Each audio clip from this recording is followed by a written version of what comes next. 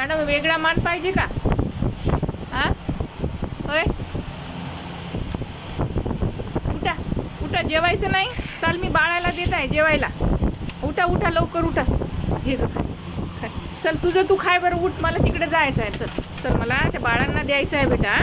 कर जेवण. उठ उठ, घे घे लवकर खाय तुझं तू. हो तुला देऊ, तुला देऊ. थांब थांब, तुला देते नंतर.